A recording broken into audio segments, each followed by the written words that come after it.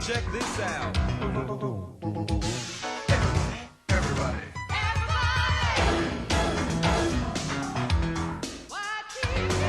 Check it out.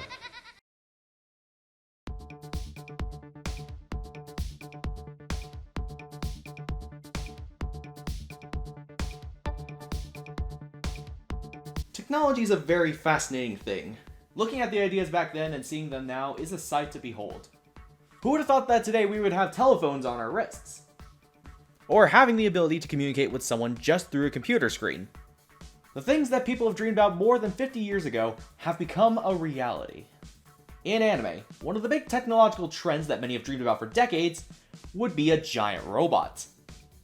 The first giant robot anime we knew about was Tetsujin 28, which we would know here in North America in 1963 as Gigantor, about a boy saving the world by piloting a giant robot using a remote controller. That was a cool concept. The first piloted mecha, which would start the big super robot boom in the 70s, would be Go Nagai's Mazinger Z in 1972. But there was another that took what was learned in Mazinger Z and all the super robot anime that were around during that time, and took it a step further. Thinking in our perspective, what would you do if you had a giant robot? Oh sure, there'd be pros to that, but would there be any consequences? The ramifications of the destruction caused by these titans? The political stance on these being potential weapons for the biggest conflict that mankind has ever known. The conflict of war. How will you put these machines to use? This is the story of Mobile Suit Gundam.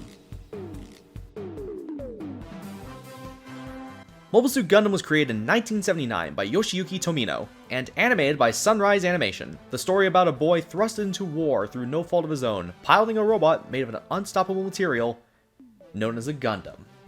Gundam is actually made up of two different words, by combining gun and freedom. When the series first was released in 1979, it sadly didn't do well critically to the point of cancellation. But believe it or not, it succeeded through a deal with big toy company Bandai, who got the toy rights, and developed model kits of the robots that people can build and paint. The toy sales actually saved the franchise. The continuity of Gundam is actually really strange. There is a start, but each timeline is seen as different universes, or different streams in a river. Few series connect, but mostly in a straight line, never overlapping with the others. North America wouldn't see the Gundam franchise until many years down the road. And it started in 1991, with a pilot by Sunrise called Doozybots, which focused on 5 teenagers transforming into SD Gundams taking on evil robots. Much like the live-action animated hybrid of Sailor Moon, it never came to be, and probably for the best. Canada's real introduction to Gundam actually started in 2000 by releasing the series of 1995. This is Mobile Suit Gundam Wing.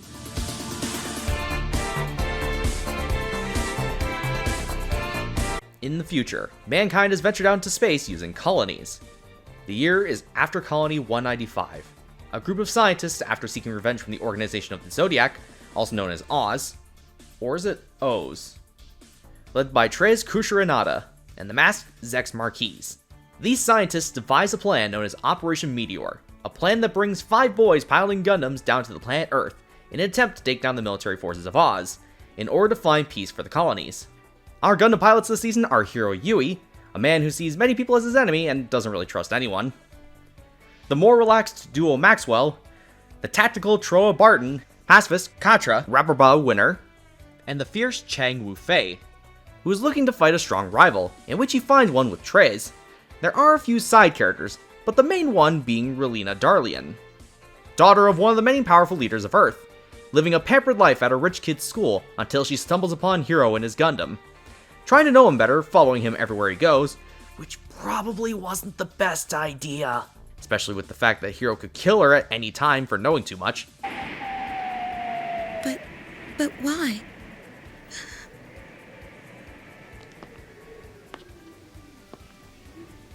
I'll kill you. Yet she still persists. Hiro, I know too much about you. Are you still gonna kill me? Yeah. Annoying at first, but over time she becomes the temporary ruler of the Sank Kingdom, as she uses her newfound family's knowledge to teach people about total pacifism. The main story has 4 acts, however they ask one question: how do you achieve peace between the people of Earth and the space colonies? The first arc focused on taking out the Oz organization with Operation Meteor, but that fell through after several mistakes were made, the biggest one being accidentally killing the pacifist leaders of the Alliance, mistaking them for the top leaders of Oz. The second arc has the 5 boys head out to space as the Oz organization formed an alliance with the people of the space colonies to achieve peace, leaving the Gundams and its pilots as wanted criminals. The third arc having Relina becoming the leading matriarch of the Sank Kingdom, teaching those her family's knowledge on how to achieve total pacifism. However, underneath, the Oz organization forms an alliance with the Romefeller Foundation, who have created Gundams using artificial intelligence known as mobile dolls. The final being an all-out war between the Earth, led by Treize, and a rebellion group from the space colonies called the Space Wolves, led by Zex Marquise, with our Gundam pilots being an ally to neither. Each episode continues the overarching plot of war between the space colonies and the planet Earth. It's pretty fascinating to see things change over time with several fell swoops. Gundam Wing was localized by Bandai Entertainment, with the English dub recorded at Ocean Productions in Vancouver, British Columbia, which included many great talents including Mark Hildreth as Hero, One more to go. Scott McNeil as Duo, Mr. Nice Guy offering to fix your mobile suit with mine, but you just brushed me right off. Kirby Morrow as Troa, But if you must call me something, it's Troa. Call me Troa Barton. Brad Swale as Katra, I wouldn't worry. He's not the type to go around telling anyone. Ted Cole as Chang Wu Fei, Fighting a weak enemy leaves me feeling so empty afterwards. Brian Drummond as Zex Marquise, I thought only the Alliance and Oz had the technology to create mobile suits. and Lisa Ann Bailey as Relina. I am right over here, so come and kill me! The series lasted for 49 episodes, and upon its initial release in Japan, it was pretty successful. It was a much stronger success when it reached North America on Cartoon Network's Toonami and on YTV, though both promote the series in different ways. With Toonami having the voice of Peter Cullen, aka Optimus Prime, narrating the synopsis of the series in a serious manner. Now, these pilots will shake the foundations of the Alliance and change the course of history. You saw I was a kid and you underestimated me. Shouldn't be fighting at all! Whereas YTV... Oh, fantastic! Another show from Japan? I love this anime stuff. It's beautiful. Very, very beautiful. Yeah, you know what? You're so right, it is. Beautiful action sequences, high-tempo music, ooh, and tons of explosions. I love it. And the storylines, they're so complicated, the adults can't understand them. With the fast editing and all, and the... Oh, look out! Thanks for your help. didn't take it seriously at all because it aired before 9. It was using the current branding at the time, which is the Keep It Weird brand identity, with cartoonish voices and jokes added in. Seemed out of place for Gundam Wing, not really taking it seriously for what it was. The series has been made available on DVD, courtesy of Bandai Entertainment, but has been discontinued for a long time. However, it found its way onto Blu-ray courtesy of Right Stuff Anime. You can also stream the series subtitled on Crunchyroll, Funimation, and on the official Gundam YouTube channel. The series also had a movie continuation called Mobile Suit Gundam Wing Endless Waltz, which also aired on YTV as well. It was the first Gundam series here in North America, and a fan favorite here, and it certainly wouldn't be the last. Now in America, they did air a few series that we sadly never got. Gundam Wing's predecessor, 1994's Mobile Fighter G Gundam, personal favorite of mine, and the original Mobile Suit Gundam. However, when the original Gundam series began airing in America, it did not finish its run, as sadly, it was cancelled due to the events of September 11th, 2001. With the events of 9/11 still fresh in everyone's minds, Cartoon Network pulled the plug on the original Gundam series, as many other channels had with several other shows, modifying them to reduce the war-themed content, acknowledgement of the Twin Towers, and violent programming, which made perfect sense at the time. As for YTV, we wouldn't get our next Gundam series until 2004, which premiered alongside a brand new anime block. This is 2002's Mobile Suit Gundam Seed.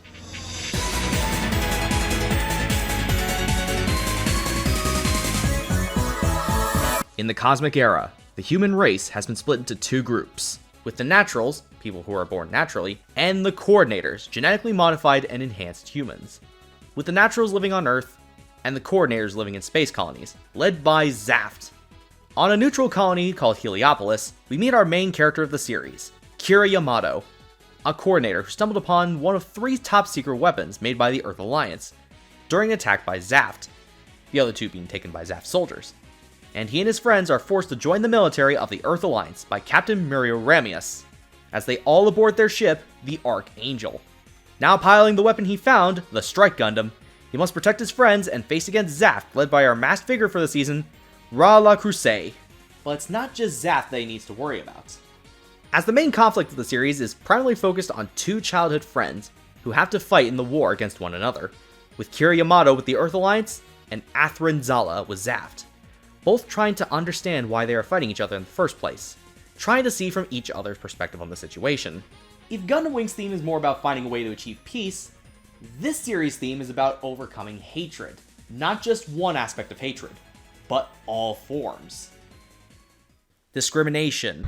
You must be nuts! Why should I shake hands with somebody like you? I don't want any of you coordinators acting friendly with me! Revenge, envy, jealousy, pain. It all started from alienation and fear, and to an extent, it ended with acts of hostility. We see it all come together with the final arc. The war stemmed from discrimination of the Coordinators being different and excelling at all things compared to the Naturals, which led to the Naturals to begin the war and caused an explosion in the plants, known as the Bloody Valentine Incident, all to create a pure blue world. I'm pretty sure that's not how that works. Hey kids, help spread the word about litter and vandalism. Give a hoot, don't pollute. Now the Coordinators hate the Naturals for causing this destruction and discrimination, and plan to do the very same thing to Earth, with their weapon, the Genesis. Gundam Seed was actually meant to be a retelling of the original Gundam series, and I think they did a pretty good job this season, with Bandai Entertainment releasing an English dub courtesy of Ocean Productions, with talent including Matt Hill as Kira. Don't give it a second thought. I'm not upset about it. Besides, it's true, isn't it? Sam Vincent as Athrin. We are not enemies. Am I right? Wait, Matt Hill and Sam Vincent are working on the same project? Where have I seen this before? A snake will defeat you! Cafe au lait! What in heaven's name were you thinking? Absolutely nothing. Chantel Strand as Lacus. But so far you've been very kind to me. I'm grateful. And Mark Oliver as La Crusade. Whichever it is, Committee Chairman Zala believes he knows who has a duty to go. It's you. Although there were several plot holes going in this series. Kira, how did you manage to survive this point blank? Why is there so much reused animation in this one? The series lasted for 50 episodes, including 2 clip shows, and premiered in 2004 on the Friday night anime block Bionics. It had a very long rerun life on Bionics, lasting all the way to 2006. The interesting thing about its release in America was that it aired during Cartoon Network, before Toonami. So it had to adapt to its censorship laws, primarily switching out the guns with... A gun, father? What a pathetic sight you are. Laser guns! Woo! Fortunately for YTV, they didn't have that problem, as it aired late in the evening. In 2015, Right Stuff Inc. would distribute the series on Blu-ray, not only including the original Ocean dub, but also a brand new dub created by NYAV Post to coincide with the North American release of the HD remaster, which you can currently watch on Funimation, with the subtitled version available on Crunchyroll and Gundam's official YouTube channel. Mobile Suit Gundam Seed, despite its flaws, was a fan favorite, and I can completely understand why, with its well-developed characters and storyline. I think this is a fantastic series. It's our world.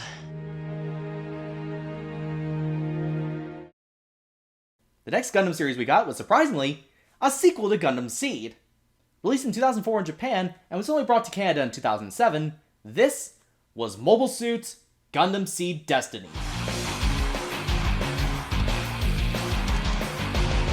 During the battle in the Earth colony of Orb, a young boy lost his family in the middle of a blast. 1 year after the events of Gundam Seed, the war between Zaft and the Earth Alliance came to an end. finding a way to resolve peace and provide understanding between the two sides. That all changed when 3 Gundams, the Chaos, Abyss, and Gaia, were stolen, forcing the Zaft soldiers to embark aboard the Minerva and retrieve them along with the Princess of Orb, Kigali Yula Atha, and her bodyguard/boyfriend, Atherin Zala. Main Gundam for the season, piloted by the impulsive and antagonistic Shin Asuka, is a series of jets that combine into the Impulse Gundam. Taking on the anti-coordinator activist group Logos, formerly known as Blue Cosmos and Seed. One thing that I noticed when it came to this series was the fact that the newer characters were kind of taking the back seat to the older characters, not giving the new ones the time to shine. Though some like Kira Yamato and Lucas Klein have taken more of a backseat approach with the situation with their crew aboard the Archangel. If anything, they became more of a wildcard, looking to find a way to stop the war between the Earth Alliance and Zaft, though those actions have major consequences in of themselves. On the other hand, some of the newer characters were more mean-spirited during the first half of the series, with characters like Shin detesting the Orb government for making the nation into a war zone during Seed, causing the death of his family. He sort of gets better once he gets mentored by Atherin, and begins a bond with Stella Lucier, but it became more 1 step forward and 2 steps back once the crew of the Archangel, including Kigali, got involved. In an interesting change of pace, we see the war in the perspective of Zaft, rather than the Earth forces, so you see more Zaku's than Gundams this time around. This one focuses more on the after effects of the war from the previous series, with remnants of followers of Atherin's father, Patrick Zala, causing a large disaster upon the Earth, similar to the Bloody Valentine incident, which caused the hatred and war to begin again. It seems like nothing was achieved, as many want the war to keep going for either their own personal agenda or monetary gain from weapons. It's like there was nothing learned from the previous war. This is actually one of the more divisive series that people think about when it comes to the Gundam franchise. Seed Destiny has had a major backlash amongst Gundam fans in North America, many comparing it to Gundam Seed, seeing it as a modern version of Zeta Gundam done badly, a good first half of the series but a weak second half, and the mean-spirited nature of the protagonist, often considered by fans in North America to be the worst of the franchise. But here's the interesting thing. Even though it was poorly received in North America, it surprisingly did well in Japan. The critical reception was positive, focusing on the events and themes of the series, as well as the character development. Gundam Seed Destiny lasted for 50 episodes, and had a rerun life on Bionics up until around 2008. The dub was done by Ocean Productions as well, with many of the original actors reprising their roles. There were a few additions, including Matthew Erickson as Shin Asuka, Lanya Lindbergh as Stella Lucier, Bradswell as Al Nieder, and Brent Miller as Sting Oakley. Along with the Gundam Seed HD remaster, there was also an announcement of a Gundam Seed Destiny HD remaster, though as of this recording has not been given a Blu-ray release. It is only available with subtitles on Crunchyroll, Funimation, and the Gundam YouTube channel. However, a dub by NYAV Post is in the works. Gundam Seed Destiny gave a conclusion to one of the many universes in the franchise, and was the last main Gundam series that we would ever get. And that was the end of Gundam Seed. Or is it? In 2021, a new project taking place in the Gundam Seed universe was announced, including a new movie taking place after Destiny, a new video game, and a new manga series taking place in between Gundam Seed and Destiny, called Gundam Seed Eclipse. So the story could continue with a new chapter that everyone can enjoy. I hope. The final series we got took more of a different approach when it came to the franchise. Hey, remember when I mentioned Doozy Bots? Fake left, go right! Missed us! What if there was a series revolved around that? This is 2003's Superior Defender Gundam Force, or SD Gundam Force for short.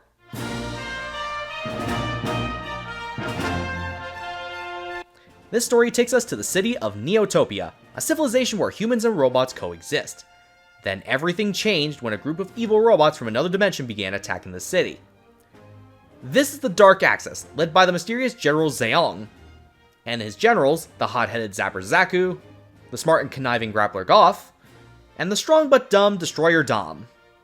In the midst of this battle, we meet a boy named Shoot, who ends up fighting a robot by the name of Captain Gundam, a member of the Super Dimensional Guard. Your assistance was appreciated. Aw, that's okay. It's not like I did anything. Goodbye. With Shoot helping him fight off the Dark Axis using the power of the Soul Drive. Because of this, Shoot becomes an honorary member of the SDG, while also trying to keep Captain Gundam's identity as an SDG member a secret. It wasn't just Captain Gundam that joined the fight, as two warriors from other dimensions appeared, with the noble magician of LaCroix, Zero the Winged Knight, The moment seized, the threat has eased.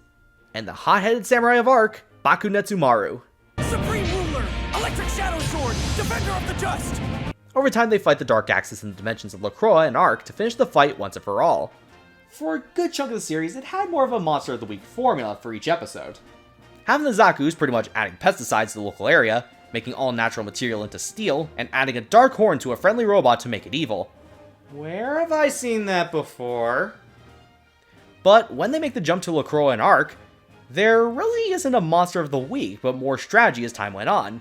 Now, SD Gundams were big for a long while, having crossover games with Ultraman and Kamen Rider, but never did they have a series to call their own, until this show. And? This was my first Gundam series. But can you really blame me though? This series was shown on Saturday mornings during Vortex and Friday nights just before Dragon Ball and Dragon Ball GT. For anyone that was watching shows on Saturday mornings at the time, of course this would be their first exposure to Gundam. This series was not only the first Gundam series that was fully CG animated, but also Japan's first CG animated series as well, though it appears to be done with motion capture. It does explain the awkward expressions and movements, and it does seem familiar. Big bug monster is coming after you. His terrifying face will make you scream until you're blue. SD Gundam Force was a collaboration with Sunrise Animation and, surprisingly enough, Cartoon Network, as they were the first ones to air the series on their block Toonami. Gundams you love. Fun-sized.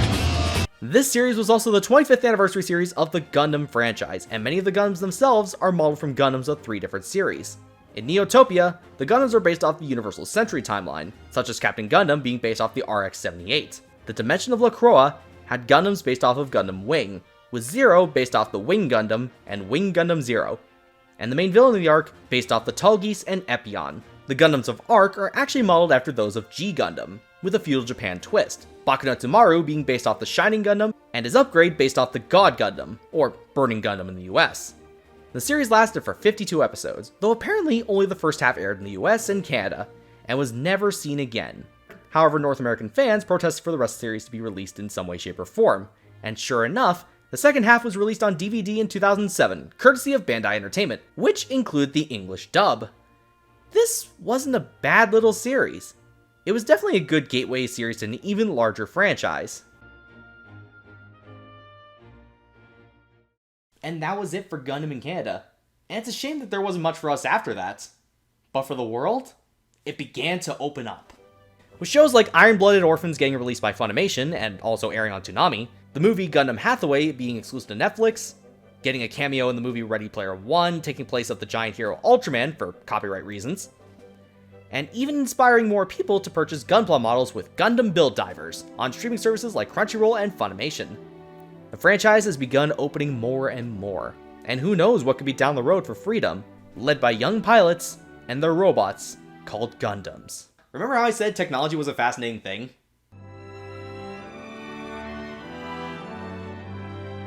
Would you look at that? A full-scale replica of the RX-78 F-00.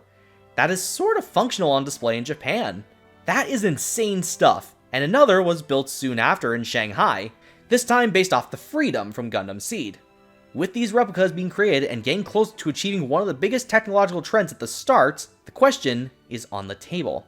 After seeing the Gundam franchise, what would you do with a giant robot? How will you put these machines to use?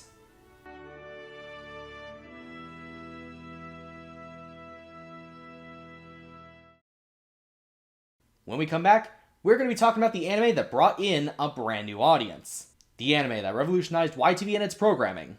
The anime that's been regarded as a feudal fairy tale.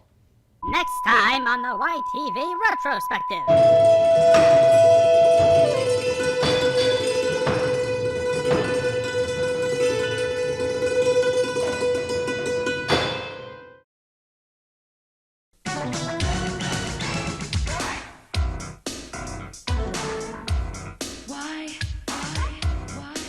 Check this out.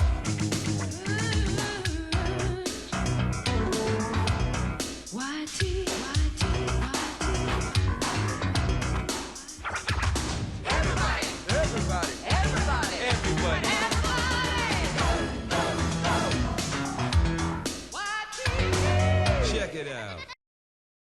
There's